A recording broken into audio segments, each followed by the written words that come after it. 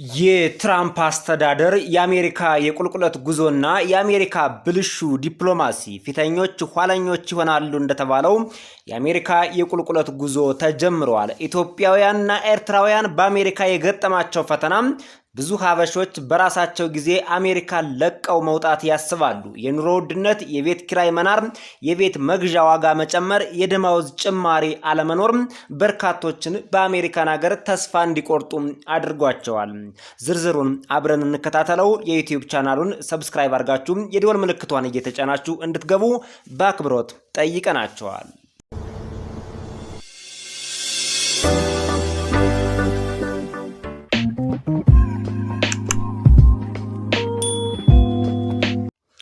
ታላቋና የተከበረችው አሜሪካ በፕሬዝዳንት ትራምፕ እየተዋረደች ነው። ጉዞዋም የቁልቁለት ሆኗል። እድገቷም ቀጭጯል። የውጭ ዲፕሎማሲዋም ተበላሽቷል። ሰሞኑን የአሜሪካው ፕሬዝዳንት ዶናልድ ጄ ትራምፕ በጂ7 አባል ሀገራት ስብሰባ ላይ እኔ ነኝ አለቃችሁ አም ኤቦስ ብሎ ሲናገር የተሰጠውን የኮሜንት ማት ብትመለከቱ አሜሪካ እንደዚህ ጊዜ ተዋርዳ አታውቅም ትላላችሁ። እንዲሁም የአሜሪካው ፕሬዝዳንት በዚሁ ስብሰባ ላይ የጣሊያኗን ጠቅላይ ሚኒስትር ጆርጂያ ሜሎኒን የተናገረበትና የገለጸበት እንዲሁም የዘለፈበት አግባብ የአሜሪካን የውጭ ዲፕሎማሲ በእጅጉ የከፋና ከዚህ በፊትም ታይቶ ተሰምቶ በማይታወቅ መንገድ አሁን ላይ የተበላሸ የአሜሪካ የውጭ ዲፕሎማሲ እንዲኖራት አድርጓል። Italian Prime Minister Giorgia Meloni asked over and over for a picture with me during the G7 meeting in France. She is doing poorly in Italy with her level of popularity. Possibly because she turned down the United States of America, a country that truly loves and protects Italy, when it came to denying Iran from obtaining or developing a nuclear weapon. But so did NATO, for that matter. She wouldn't even let us use Italy's landing strips or runways, a great logistical inconvenience, and this despite the fact the U.S. contributes hundreds of billions of dollars a year to protect Italy and other so-called NATO allies. Now, after the United States defeated Iran militarily, she wants to be friends again in order to get her numbers up. No thanks, President DJT. የአሜሪካው ፕሬዝዳንት ዶናልድ ጄ ትራምፕ ከጂ7 አባል ሀገራት ስብሰባ ከተመለሱ በኋላ በትሩዝ ሶሻል ሚዲያ ገጻቸው ስለ ጣሊያኗ ጠቅላይ ሚኒስትር ጆርጂያ ሜሎኒ ያስተላለፉት መልእክት የጠቅላይ ሚኒስትሯን ክብር የማይመጥን የጣሊያንን ሕዝብ ያዋረደና የአሜሪካን የውጭ ዲፕሎማሲ ያበላሸ ነው ተባለ። ፕሬዝዳንቱ በዚህ ንግግራቸው ላይ የጣሊያኗን ጠቅላይ ሚኒስትር ክፉኛ አስቆጥቷል። ፕሬዝዳንቱ ከቅርብ ጊዜ ወዲህ ያመጡት አመል ከመንግስታት ጋር በሚስጥር የተነጋገሯቸውን ንግግሮችና ወደ አደባባይ መውጣት የሌለባቸውን ንግግሮች አደባባይ አውጥተው መዘርገፍ ጀምረዋል። ለዚህም ትልቁ ምክንያት ፕሬዝዳንቱ በእድሜ እየገፉ የመሄዳቸው ሚስጥርና እርጅና በከፍተኛ ሁኔታ እየተጫጫናቸው መሆኑን ማሳያ ነው ሲሉ በርካቶች ተናግረዋል። የጣሊያኗን ጠቅላይ ሚኒስትር እንዲህ ሲሉ ነበር ያሳፈሯት። የጣሊያን ጠቅላይ ሚኒስትር ጆርጂያ ሜሎኒ በፈረንሳይ በተካሄደው የጂ7 ስብሰባ ላይ ከኔ ጋር ፎቶ ለመነሳት በተደጋጋሚ ጠይቃ ነበር፣ ስትማጸነኝና ስትለምነኝም ነበር ብለዋል። ይህ ንግግራቸው በርካታ ጣሊያናውያንን አስቆጥቷል። በርካታ የጣሊያን ከፍተኛ ዲፕሎማቶች ወደ አሜሪካ የሚያደርጉትን ጉዞም ሰርዘዋል። የጣሊያኗ ጠቅላይ ሚኒስትር ጆርጂያ ሜሎኒ በሁኔታው በከፍተኛ ሁኔታ ተበሳጭታለች። ማንን ይለምናል? ይህ የጂ7 አባል ሀገራት የመንግስታት የጋራ ስብሰባ ነው። ማንም ከማንም አይበልጥም። ማንም ከማንም ጋር ፎቶ ለመነሳት አይለምንም ሲሉ ነው ጣሊያኖች በንዴት የተናገሩት። ፕሬዝዳንቱ በዚህ አላቆሙም። በታዋቂነት ደረጃዋ በኢጣሊያ ደካማ አፈጻጸም እያሳየች ነው፣ ደካማ መንግስት ናት ሲሉም ተችተዋታል። ምናልባትም ኢራን የኒውክሌር መሳሪያ እንዳታገኝ ወይም እንዳታለማ ለማድረግ አሜሪካ ስትሞክር ጣሊያን ከልብ ለምትወዳት ለአሜሪካ ትብብር ስላላደረገች ሊሆን ይችላል የውድቀቷና የደካማነቷ መገለጫም ሲሉ በዚሁ ከጣሊያን ጋር ያላቸውን ዲፕሎማሲ አበላሽተውታል ተብሏል። ነገር ግን ኔቶም ቢሆን በተመሳሳይ መልኩ ነው ያደረገው ሲሉም ኔቶን የወረቀት ነብር ሲሉ ተችተዋል። አሁን አሜሪካ ኢራንን በወታደራዊ ኃይል ካሸነፈች በኋላ የሷን ቁጥሮች ለማሳደግ ስትል እንደገና ጓደኛ መሆን ትፈልጋለች። እንደገና ከኔ ጋር ፎቶ መነሳት ትፈልጋለች። አይ እሱ በጭራሽ አይሆንም። አመሰግናለሁ ፕሬዝዳንት ዶናልድ ጄ ትራምፕ ሲሉ ነው እንግዲህ የጣሊያኗን ጠቅላይ ሚኒስቴር በዚህ ደረጃ ያዋረዷት። ፕሬዝዳንቱ በጣሊያኗ ጠቅላይ ሚኒስቴር አላበቁም። የፈረንሳዩን ጠቅላይ ሚኒስቴርም ቢሆን ክፉኛ ወርፈውታል። Then I call up France, Macron, whose wife treats him extremely badly, and still recovering from the right to the jaw. And I say, Emmanuel, we'd love to have some help in the Gulf, even though we're setting records and knocking out bad people and knocking out ballistic missiles. We'd love to have some help. If you could you please send ships immediately? No. We cannot do that, Donald. We can do that after the war is won. I said, ዶናልድ ጄ ትራምፕ የፈረንሳዩን ፕሬዝዳንት ኢማኑኤል ማክሮንን ሲወርፉት እንዲህ ብለው ነበር የጀመሩት። ኢማኑኤል ማክሮን ሚስቱ ክፉኛ ታሰቃየዋለች። በባለፈው የቀኝ አገጩ ላይ በጥፊ መታው። አሁን ከህመሙ እያገገመ ይገኛል። ከህመሙ እያገገመ ስለሆነ ነው እኛ ለኢራን ጦርነት ትብብር እንዲያደርግና የጦር ቤዞችንም ለኛ እንድንጠቀምበት እንዲፈቅድ ስንጠይቀው በጭራሽ አላደርገውም ያለው። ከህመሙ እያገገመ ስለሆነ ነው፣ ሚስቱ ስለመታችው ነው ይሄን ያላደረገው ብለው የፈረንሳዩን ፕሬዝዳንት በአደባባይ ለማዋረድ ሲሞክሩም ተስተውሏል። የአሜሪካው ፕሬዝዳንት ዶናልድ ጄ ትራምፕ ወዳጅም ጥላትም አይሉም። ብቻ ላይኑ ያልተመቸውን የአይኑ ቀለም ያልተመቸውን ሰው በሙሉ ከማዋረድ ወደ ኋላ አይልም። በዚህ አላበቃምና ፕሬዝዳንቱም የሳውዲ አረቢያውን ንጉስም እንዲህ ሲል በአንድ ወቅት ወርፎታል። Now you're the hottest country anywhere in the world. He didn't think this was going to happen. He didn't think he'd be kissing my ass. He really didn't. He thought he'd be just another American president that was a loser, where the country was going downhill. But now he has to be nice to me. You tell him he better be nice to me. ፕሬዝዳንት ዶናልድ ጄ ትራምፕ የሳውዲ አረቢያውን ልዑል አልጋወራሽ ንጉስ ሲወርፉት እንዲህ ብለው ነው የጀመሩት። የሳውዲ አረቢያው ንጉስ ሞሐመድ ቢን ሳልማን እኔ የአሜሪካ ፕሬዝዳንት እንደምሆን አስቦ አያውቅም ነበር። የአሜሪካ ፕሬዝዳንት ሁኔ እንደዚህ እንገናኛለን ብሎም ስላላሰበም በዚህ ደረጃ የኔን የእግሮችን ጫማም እስማለው ብሎ አስቦ አያውቅም ነበር። አሁን ግን እኔ የአሜሪካ ፕሬዝዳንት ሁኔ ሲያየኝ የእግሮችን ጫማ መላስ ጀመረ፣ መለማመጥ ጀመረ ሲልም በዲፕሎማሲው ተቀባይነት የሌለው ንግግርም በማድረግ የሳውዲ አረቢያውን ንጉስም በዚህ ደረጃ አዋርዶታል። ፕሬዝዳንቱ የዓለም አቀፍ የመንግስታትን ዲፕሎማሲ ፕሮቶኮል ብቻ አይደለም የሚጥሱት። የአሜሪካን ህገ መንግስት አሜሪካ ለዘመናት የገነባቻቸውን አጠቃላይ ህጎችና መርሆች በመጣስም የሚታወቁ ደካማ አምባገነን የሆኑ መሪ ናቸው ይሏቸዋል። ለዛ ነው አሜሪካ ወደ ቁልቁለት ጉዞ እየተጓዘች ነው የምትባለው። አሜሪካ ወደ ኋላ እየተጓዘች ነው፣ ፊተኞች ኋለኞች ይሆናሉ እንደሚባለው። አሁን የአሜሪካ ኢኮኖሚ ተሽመድምዷል። የአሜሪካ ዲፕሎማሲ ተበላሽቷል። አሜሪካ ውስጥ የኑሮ ውድነት የትየለሌ ደርሷል። ከዚሁ ጋር ተያይዞ በአሜሪካ ውስጥ የተፈጠረው አጠቃላይ የዋጋ ንረት፣ የነዋሪዎች አለመረጋጋት፣ የኑሮ ውድነት፣ የቤት ኪራይ መናር፣ የቤት ዋጋ መጨመር፣ የደመወዝ ጭማሪ አለመኖር ትውልደ ኢትዮጵያውያንን ብሎም ኤርትራውያንን በከፍተኛ ሁኔታ እያማረረ ይገኛል።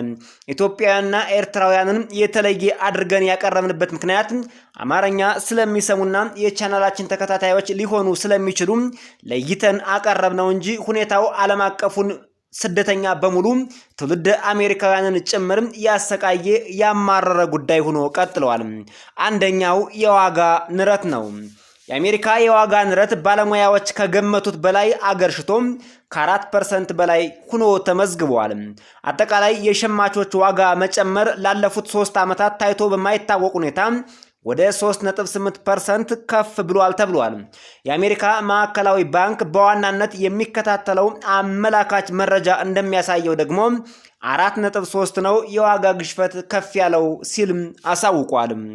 ለዚህ ድንገተኛ ጭማሪ ዋነኛ ምክንያቶቹ ከኢራን ጋር በተያያዘ በተፈጠረው የጦርነት ስጋት፣ የነዳጅ ዋጋ መናርና በገቡ ዕቃዎች ላይ የተጣለው ታሪፍ ወደ ሸማቾቹ መተላለፉ ነው ተብሏል። በተጨማሪም የሬስቶራንት ምግቦችና የአርቲፊሻል ኢንተለጀንስ ጋር የተያያዙ የቴክኖሎጂ ዕቃዎች ዋጋ በከፍተኛ ሁኔታ ጨምሯል ነው የተባለው። ይህ ፕሬዝዳንት ትራምፕ በአሜሪካ ላይ ያመጡት ተከፍሎ የማያልቅ ዕዳ ነው ተብሏል።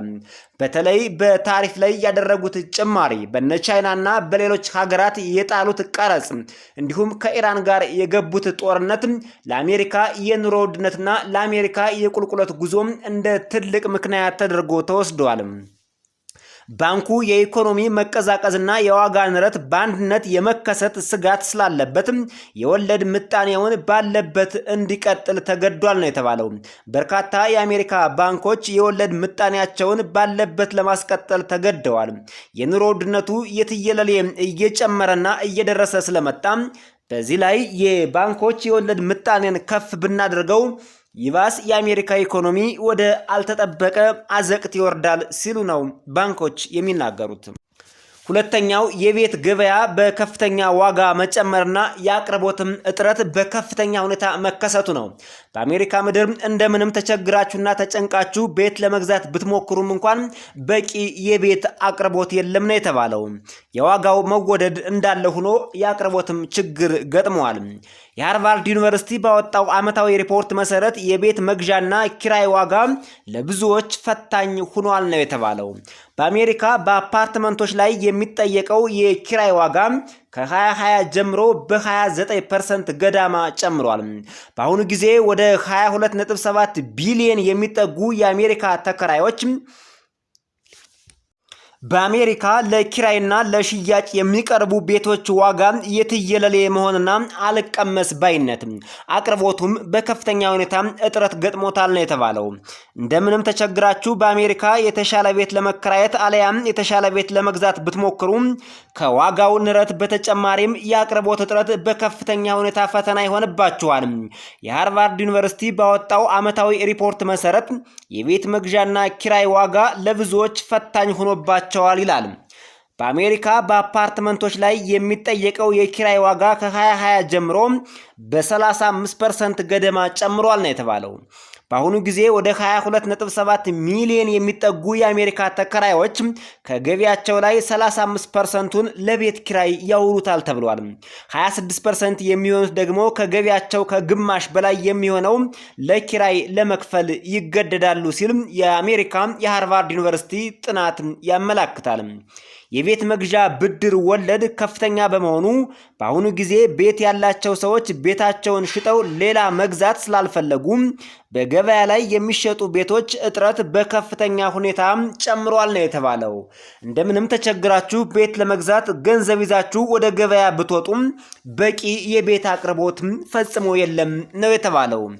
ሶስተኛው ደመወዝና ስራ የደመወዝ እድገትና ከዋጋ ንረቱ በታች የመሆኑ ሌላው በአሜሪካ ፈተና የገጠመው ነገር የደመወዝ ጭማሪና የስራ አጥነት ቁጥር መጨመር ነው። የደመወዝ እድገት ከዋጋ ንረቱ ጋር አብሮ ባለመሄዱ ትውልደ ኢትዮጵያና ትውልደ ኤርትራውያን ለከፍተኛ ችግር ተጋልጠዋል። የስራ ዕድሎች አልፎ አልፎ ቢኖሩም እንኳን የሚከፈለው ደመወዝ ከኑሮ ውድነቱ ጋር ሊወዳደር አልቻለም። በአጠቃላይ ሲታይ የሰራተኞች ደመወዝ ባለፈው ዓመት ካለው ጋር ሲነጻጸር የ3.2 በመቶ እስከ 3.5 በመቶ እድገት አሳይቷል። የኑሮ ውድነቱ ደግሞ 4.3 በመቶ ነው እየጨመረ የሚገኘው። የማይወዳደርና ሊመጣጠን የማይችል ነገር ነው ማለት ነው። ትክክለኛው የደመወዝ የመግዛት አቅም በከፍተኛ ሁኔታ ቀንሷል። ይህ ማለት ሰራተኞች በቁጥር ብዙ ገንዘብ ቢያገኙም በገበያ ላይ የሚገዙት ዕቃ ግን በከፍተኛ ሁኔታ ጨምሮባቸዋል ነው የተባለው። እንደ ቨርጂኒያ ባሉና አንዳንድ ግዛቶች ሁኔታው የተሻለ ሊሆን ይችላል። አብዛኛዎቹ የአሜሪካ ግዛት ግን በዚህ ችግር ውስጥ ወድቀዋል። የስደተኞች ቁጥር መቀነስና አሜሪካ ውስጥ ያሉ ስደተኞችን ማባረር ኢኮኖሚውን አባብሶታል ተብሏል። ምንም እንኳን የአሜሪካው ፕሬዝዳንት ዶናልድ ጄ ትራምፕ ለአሜሪካ የኑሮ ውድነት ትልቁ ምክንያትና እንደ ትልቅ ምክንያት የሆኑት ስደተኞች ናቸው ብለው ቢናገሩም እውነተኛዎቹ ጥናቶች የሚያመላክተው ግን የአሜሪካ የኑሮ ውድነት እንዲባባስ የፕሬዝዳንት ትራምፕ የኢሚግሬሽን ፖሊሲ አንዱ ምክንያት ነው ብለው አስቀምጠውታል። የአሜሪካ መንግስት የተከተላቸው ጥብቅ የድንበር ፖሊሲዎች በኢኮኖሚው ላይ ትልቅ ተጽዕኖ እያሳደሩ መሆኑን የአሜሪካ አሉ የተባሉ ዩኒቨርሲቲዎች በጥናታቸው አመላክተዋል። ወደ አሜሪካ የሚገቡ ዓለም አቀፍ ስደተኞች ቁጥር ከግማሽ በላይ በመቀነስ ወደ 1.3 ሚሊዮን ወርዷል። በሚቀጥለው ዓመት ደግሞ በጥብቅ የድንበር ቁጥጥርና በስደተኞች ማፈናቀል ዲፖርቴሽን ምክንያት ቁጥሩ ወደ 321 ሺህ ሊወርድ እንደሚችል የህዝብ ቆጠራ ቢሮ በመረጃው አሳውቋል። ስደተኞች በብዛት የሚሰሩባቸው ዘርፎች እንደ ግብርና፣ የመኖሪያ ቤት ግንባታና የቤት ውስጥ ሕክምና እንክብካቤ በከፍተኛ ሁኔታ ኪሳራ ገጥሞታል ነው የተባለው።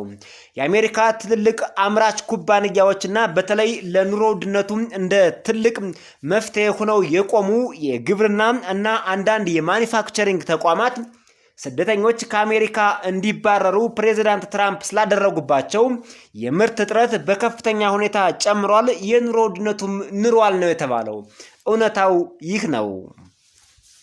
የተከበራችሁ አድማጭ ተመልካቾቻችን ለዛሬ ከአሜሪካ ፖለቲካ ከአሜሪካ ኑሮ ጋር ተያይዞ ያቀረብንላችሁ ዜናና መረጃ በዚህ ተጠናቋል።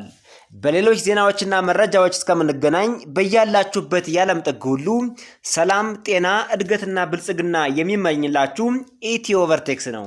የዩቲዩብ ቻናሉን ከዚህ በፊት አይታችሁት ሰምታችሁት የማታውቁት ከሆነ ወይም ደግሞ ሰብስክራይብ ሳታደርጉ ረስታችሁ እየተከታተላችሁ ከሆነ ሰብስክራይብ አድርጋችሁ የደወል ምልክቷን በአንድ ሰከንድ ብቻ እንድትጫኑ በአክብሮትና በትህትና እንጠይቃለን።